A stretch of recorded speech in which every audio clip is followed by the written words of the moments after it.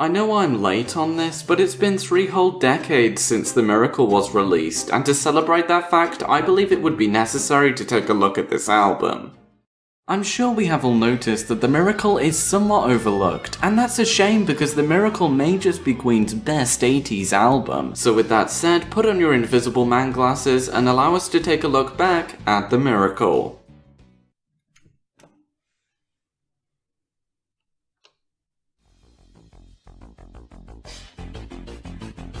Now when you look back at Queen in the 80s, one usually sees the 80s as a busy decade for Queen. For example, the 80s began with Queen at their peak in popularity with The Game. You had Queen's oh so iconic Live Aid performance, there was Queen's last live concert with Freddie Mercury held at Nebworth, and there was, all I'm trying to say is a lot happened and that's why The Miracle is overlooked. However, that is not to say The Miracle isn't important. The Miracle came out in 1989, 3 years after Queen's 1986 album A Kind of Magic. And the reason for the 3-year gap was because after A Kind of Magic, the band decided to take a break. During that break, Roger Taylor formed The Cross, Brian May worked on a few projects, and of course Freddie Mercury worked with Montserrat Caballé, releasing the album Barcelona, which is a spectacular album, may I add. Freddie Mercury also released a cover of The Great Pretender, which went on to reach number 4 in the UK's single chart, although things were not as they seemed. During 1987, Freddie Mercury was sadly diagnosed with HIV/AIDS. Luckily, by 1988, the band decided to start working on The Miracle. As you can tell, a lot had been going on in between the release of The Miracle and during the production of The Miracle, from Freddie Mercury's diagnosis to Brian May's divorce. So really, The Miracle was significant as the album brought the band members back together for what could have been their last album, at least with Freddie Mercury, though we'll touch on that later. Overall, The Miracle sold well around the globe, despite the fact there was no tour for The Miracle for obvious reasons. Although, how does The Miracle hold up? Well, let's take a look. I always like to begin by looking at the cover with albums, as I believe the artwork can say a lot about an album. The cover for The Miracle is vibrant and fascinating. We have the red and yellow text near the top which stands out. The blue sky and clouds give this album a sense of tranquility and freedom, whilst the band members in the foreground are morphed together, which enforces the point that they were working as one unit for this album as the royalties were split equally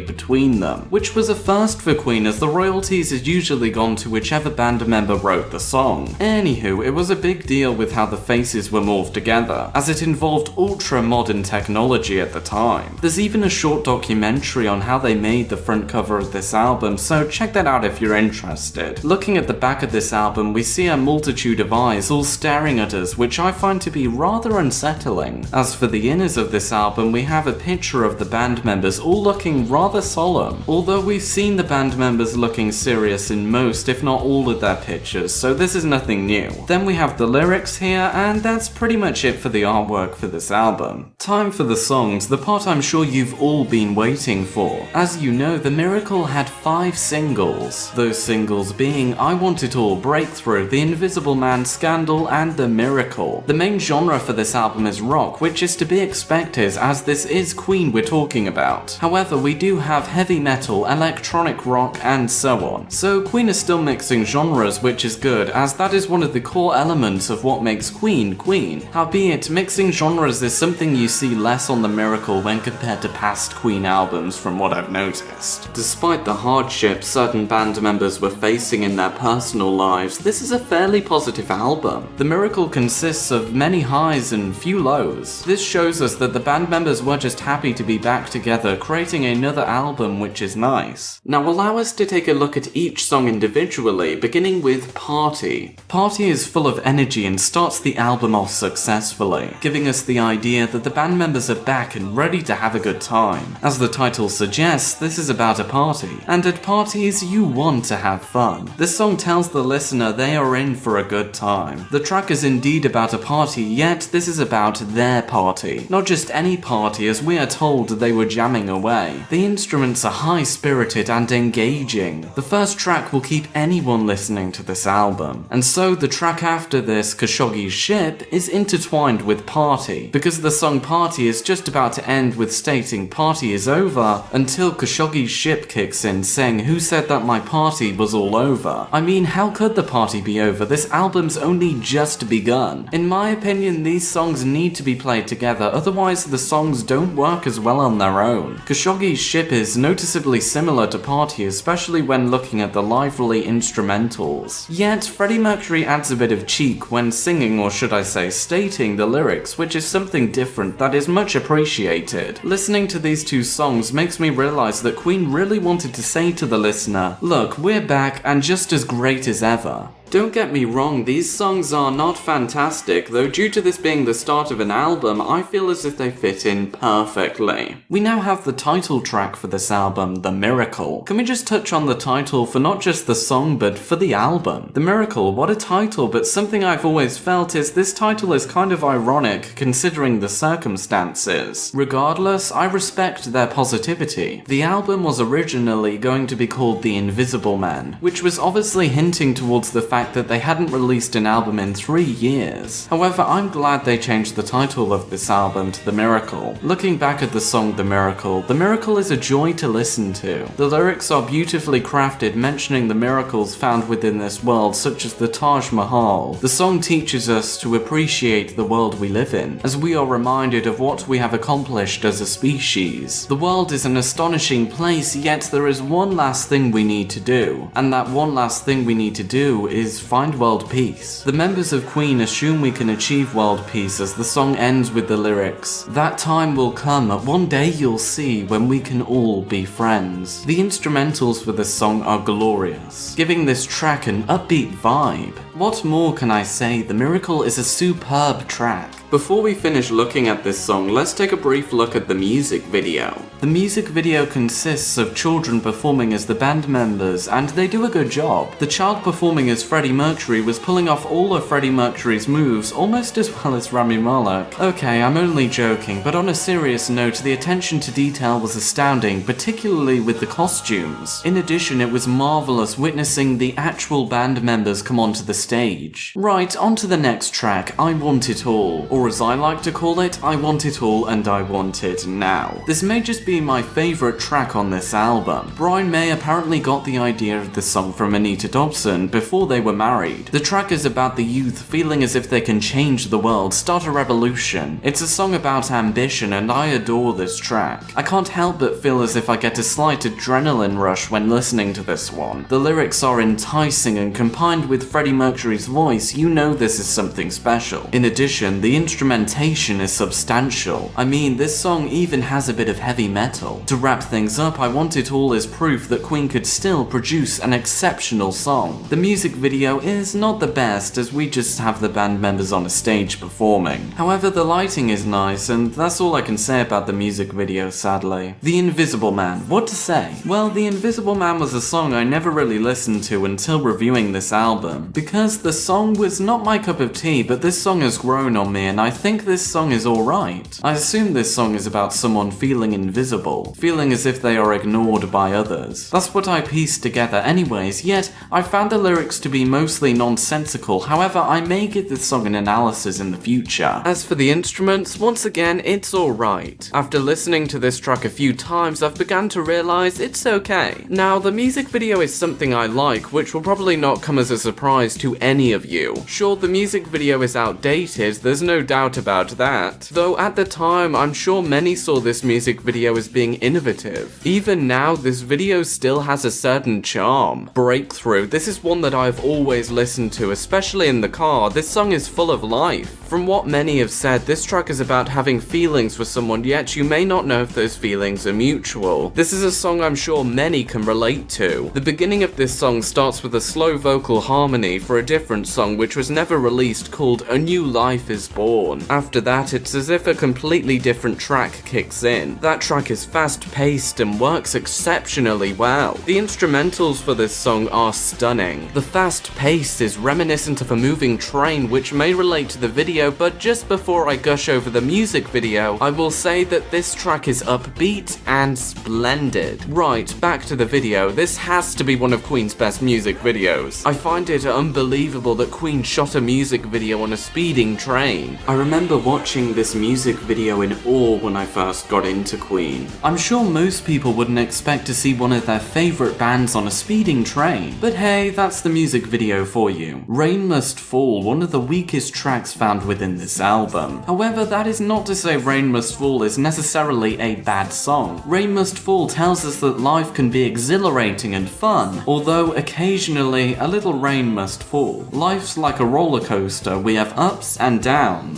The lyrics for this song are relatable, and I believe that's what the band members were going for. As for the instrumentation for this song, it's alright. This song is nothing good, yet nothing bad, just meh, I suppose. Scandal, now this is a song I'm sure we all like. Scandal has to be one of Queen's most underrated tracks, and for good reason too. Scandal is one of the best songs on this album. Firstly, the instrumentation for this song is top notch. The instrumentals give a sense of urgency. I especially like Brian May's guitar playing on this track. But what's this track about? Well, this track is about the press spreading rumors about people, if those rumors be true or fake. Hence the line, no one ever really knows the truth from the lies. The public hear of these rumors, and so it is up to them to decide if they believe these rumors are true or false. I could talk about this song all day, however all I'm going to say is Scandal is a criminally underrated track, and the music video is not bad. It's nice to see what they did with the stage in this music video, and this section with Brian May playing his guitar is superb. Sadly, after Scandal, we are welcomed by the worst song on this album. I mean, this song has the potential to be one of Queen's worst tracks. I'm of course talking about My Baby Does Me. This track is slow, boring, repetitive, and overstays its welcome. Need I say more? Okay, fine. I'll talk about this song a bit more. The song is possibly about someone who is used by their partner, as we hear lines such as, does me good, then she hurts me so. And if you were wondering, the instrumentals for this track are not good. This track is nothing more than a disappointment. Luckily, the next song, Was It All Worth It, is much like Scandal. The track is underrated and may be one of the best tracks on The Miracle. The song consists of Queen looking at their career and wondering, was it all worth it? Until they eventually come to the conclusion that it was all worth it. Honestly, I wish this song got more recognition. And before you ask, yes, the instrumentation is obviously astounding. I remember hearing this song for the first time and thinking, geez, I can't believe I haven't heard this track before. Though, thinking about it, Was It All Worth It was inevitably going to become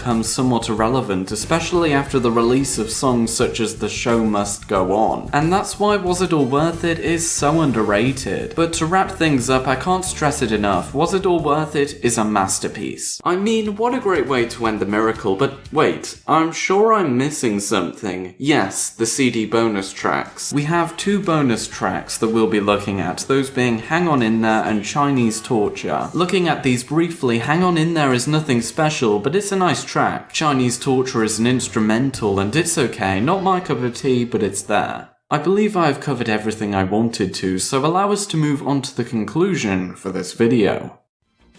If you couldn't tell, The Miracle is an album I like. The album features some of Queen's best 80s tracks such as I Want It All and Breakthrough. The Miracle also contains hidden gems with Scandal and Was It All Worth It? Moreover, I very rarely felt bored or uninterested when listening to this album. This album starts off well with the likes of Party and Khashoggi's Ship until going into singles like The Miracle and The Invisible Man. In addition, this album has a terrific ending with Was It All Worth It? Now, time for the negatives. Firstly, I cannot help but feel as if My Baby Does Me is awful, and Rain Must Fall is meh, I suppose. In addition, it would have been nice if this album was telling a story or something rather than just being a collection of songs. However, other Queen albums, especially in the 80s, can be seen as just a collection of songs, so this is more of a nitpick. Now, this is also more of a nitpick, but I couldn't help but feel as if there wasn't enough variety on this album. I would have liked to have seen more mixing genres, yet this may just be me. So that's all the negatives, and even still, most of the negatives are more just nitpicks. Although, is The Miracle the best 80s Queen album? Well,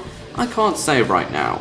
I think I would need to review all of the 80s Queen albums first and then come to a valid conclusion. Nevertheless, The Miracle is a splendid album and one worth getting. Give this album a chance because you'll probably get a lot out of The Miracle. Anyways, thanks for watching and until next time, bye.